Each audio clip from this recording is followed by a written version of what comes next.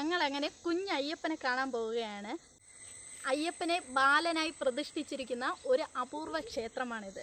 ആ ക്ഷേത്രത്തിനൊരു പ്രത്യേകതയുണ്ട്. എന്താണ് ആ പ്രത്യേകതയെന്ന് ക്ഷേത്രത്തിൽ ചെന്നതിന് ശേഷം ഞാൻ നിങ്ങൾക്ക് കാണിച്ചു തരാം. ഈ കാണുന്നത് ക്ഷേത്രത്തിലേക്ക് പോകുന്ന വഴിയാണ്. പോകുന്ന വഴികളെല്ലാം ഇങ്ങനെ പ്രകൃതി രമണീയമായ സ്ഥലങ്ങൾ കൊണ്ട് സമ്പുഷ്ടമാണ്. വനത്തിനുള്ളിലെ മലയോര പാതകളിൽ കൂടി യാത്ര ചെയ്താണ് ഈ ക്ഷേത്രത്തിലെത്തുന്നത്. നല്ല വേനലായിട്ട് കൂടിയും ഇതുവഴിയുള്ള യാത്ര നല്ല തണുപ്പും തണലും നിറഞ്ഞതാണ്.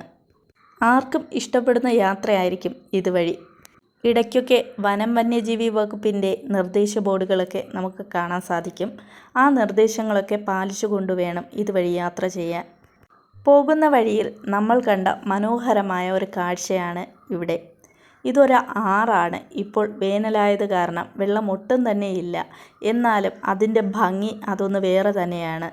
മഴ സമയത്ത് ഈ ആറ് നിറഞ്ഞൊഴുകുന്നത് കാണാറാണ് പതിവ്. ധാരാളം കുഞ്ഞു മീനുകളൊക്കെ ഇവിടെ കാണാൻ സാധിക്കും. ക്ഷേത്രവുമായി ബന്ധപ്പെട്ട് കിടക്കുന്ന ആറായതിനാൽ ഇവിടെ നിന്ന് മീനൊന്നും പിടിക്കാൻ പാടില്ല. അതിന് പ്രത്യേക നിർദ്ദേശമുണ്ട്. മഴ സമയമാകുമ്പോൾ ഒത്തിരി വലിയ മീനുകളെയൊക്കെ ഇവിടെ കാണാൻ സാധിക്കും. കടുത്ത വേനലായിട്ട് കൂടിയും ഈ സ്ഥലത്ത് നിൽക്കുമ്പോൾ ഒരു പ്രത്യേക തണുപ്പ് തന്നെയാണ്. ഒന്ന് ആറ്റിലിറങ്ങി കുളിക്കാൻ തോന്നും കേട്ടോ, അത്രയ്ക്ക് നല്ല തണുത്ത വെള്ളമാണ്. അവിടെ നിന്നും ക്ഷേത്രത്തിലേക്ക് യാത്ര തുടർന്നു. കൊല്ലം ജില്ലയിലെ പുനലൂർ താലൂക്കിലെ കുളത്തൂപ്പുഴ ബാലശാസ്താ ക്ഷേത്രമാണിത്.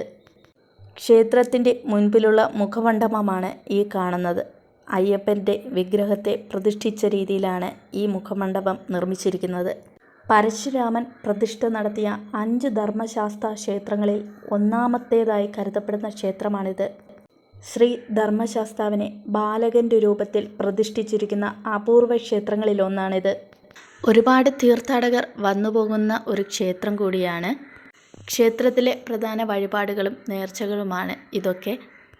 തിരുവനന്തപുരത്ത് നിന്ന് വരുന്നവർക്ക് നെടുമങ്ങാട് പാലോട് വഴി ഈ ക്ഷേത്രത്തിലെത്താം. തമിഴ്നാട്ടിൽ നിന്ന് വരുന്നവർക്കാണെങ്കിൽ ആര്യങ്കാവ് ചെങ്കോട്ട വഴിയും ഈ ക്ഷേത്രത്തിൽ എത്തിച്ചേരാൻ സാധിക്കും. എല്ലാ ശനിയാഴ്ചയും വൃശ്ചിക മാസത്തിൽ തുടങ്ങുന്ന മണ്ഡലകാലവുമാണ് ഇവിടുത്തെ പ്രധാന വിശേഷ ദിവസങ്ങൾ. മനുഷ്യഹത്യയ്ക്ക് പരിഹാരമാർഗമായി പരശുരാമൻ തന്നെ പ്രതിഷ്ഠ നടത്തിയ 5 ക്ഷേത്രങ്ങളിൽ ഒന്നാണ് കുളത്തൂപ്പുഴ ബാലശാസ്താ ക്ഷേത്രം. കൊട്ടാരക്കര രാജാക്കന്മാരാണ് ഈ ക്ഷേത്രം പണി ചെയ്തത്. കിഴക്കോട്ട് ദർശനമായാണ് അയ്യപ്പനെ ഇവിടെ പ്രതിഷ്ഠിച്ചിരിക്കുന്നത്. ക്ഷേത്രത്തോട് ചേർന്നുള്ള സർപ്പക്കാവ് സംരക്ഷിത കാവുകളാണ്. ബാലനായി കുടികൊള്ളുന്ന ഭഗവാനൊപ്പം ഗർഭഗൃഹത്തിൽ ശിവന്റെ പ്രതിഷ്ഠ, നാലമ്പലത്തിനകത്ത് ഗണപതി, നാലമ്പലത്തിന് പുറത്ത് മാമ്പഴത്തറ ഭഗവതി, ഭൂതത്താൻ, നാഗരാജാവ്, യക്ഷിയമ്മ, നാഗരമ്മ, ഗന്ധർവ എന്നീ ഉപദേവതകളെയും പ്രതിഷ്ഠിച്ചിരിക്കുന്നു. സന്താന ഭാഗ്യത്തിനു വേണ്ടി യക്ഷിയമ്മയുടെ മുൻപിൽ തൊട്ടിൽ ഇങ്ങനെ കെട്ടിയിട്ടിരിക്കുന്നത് കണ്ടു. ഒരുപാട് പേരുടെ വിശ്വാസമാണിത്. ഇവിടുത്തെ പ്രധാന വഴിപാട് നേർച്ചകളാണ് നീരാഞ്ജനം, മീനൂട്ട്, പുഷ്പാഭിഷേകം, നെയ്യഭിഷേകം തുടങ്ങിയവ. അടിമ സമർപ്പണമാണ് വഴിപാടുകളിൽ പ്രധാനം. ബാലാരിഷ്ടത മാറാൻ കുഞ്ഞുങ്ങളെ മാതാവോ പിതാവോ സോപാനത്തിൽ കമഴ്ത്തി കിടത്തി സമർപ്പിക്കുന്നതാണിത്. ഇവിടുത്തെ പ്രധാന വഴിപാടുകളിലൊന്നാണ് മീനൂട്ട്. ഇവിടുത്തെ മീനൂട്ട് വളരെ പ്രസിദ്ധമാണ്. ക്ഷേത്രക്കടവിലുള്ള മത്സ്യങ്ങൾ തിരുമക്കളെന്നാണ് അറിയപ്പെടുന്നത്. വിട്ടുമാറാത്ത രോഗങ്ങൾ അകലുവാനായി ഈ മീനിന് ഊട്ട് നൽകുന്നത് പതിവാണ്. പ്രത്യേകിച്ചും ത്വക്ക് രോഗങ്ങൾ അകലുവാനായി ഇവിടുത്തെ മീനൂട്ട് വളരെ പ്രസിദ്ധമാണ്. അങ്ങനെ മീനൂട്ടിനുള്ള പ്രസാദവുമായി ക്ഷേത്രത്തിൻ്റെ ഒരു ഭാഗത്തുകൂടി ഒഴുകുന്ന കല്ലടയാറിലോട്ട് പോവുകയാണ്. നല്ല വേനലായത് കാരണം വെള്ളം വളരെ കുറവാണ്. ഇപ്പോൾ മീനുകളും അടുത്ത് വരാറില്ല. അല്ലെങ്കിൽ ഇങ്ങനെയല്ല, ഒരുപാട് മീനുകൾ അടുത്ത് വന്ന് നിൽക്കും. ആഹാരത്തിനായിട്ട് വന്ന് നമ്മുടെ കയ്യിൽ നിന്ന് മേടിച്ചിട്ടാണ് പോകുന്നത്. ആ രീതിയിലുള്ള മീനുകളാണ് ഇവിടെ ഉള്ളത്. ഈ മീനുകളെ ഒന്നും പിടിക്കാൻ പാടില്ല കേട്ടോ. ഇത് ക്ഷേത്രത്തിൻ്റെ വകയായിട്ട് സംരക്ഷിച്ച് വളർത്തുന്ന മീനുകളാണ്. ഞങ്ങളങ്ങനെ ഒരുപാട് സമയം ഈ ആറിനുള്ളിൽ ഇറങ്ങി നിന്നു. അധികം ആഴമൊന്നുമില്ല. പാദത്തിൽ മുങ്ങി നിൽക്കാനുള്ള വെള്ളം മാത്രമേ ഉള്ളൂ.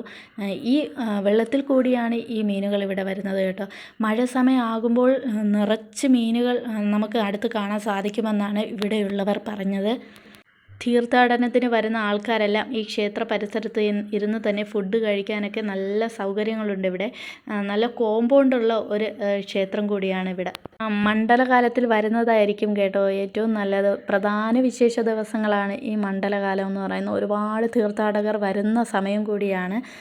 ആ സമയത്ത് ഇവിടെ ഒരുപാട് അയ്യപ്പ ഭക്തന്മാർ ശബരിമലയിലെ പമ്പയിൽ നിന്ന് കുളിച്ചിട്ട് ദർശനം നടത്തുന്നത് പോലെ ഈ ആറ്റിൽ വന്ന് കുളിച്ചിട്ട് ഇവിടെ ദർശനം നടത്താറുള്ളത് പതിവാണ് കേട്ടോ. കല്ലടയാറാണ് ഈ ക്ഷേത്രത്തിൻ്റെ ഒരു ഭാഗത്ത് കൂടി ഒഴുകുന്നത്. ഒരു പ്രാവശ്യമെങ്കിലും വന്നു പോകേണ്ട ഒരു ക്ഷേത്രം തന്നെയാണിത്. അപ്പോൾ എല്ലാവർക്കും ഈ ക്ഷേത്രവും ഈ ക്ഷേത്രത്തിൻ്റെ ചുറ്റുമുള്ള കാഴ്ചകളൊക്കെ ഇഷ്ടമായെന്ന് കരുതുന്നു. വീണ്ടും മറ്റൊരു വീഡിയോയിലൂടെ വരുന്നതായിരിക്കും.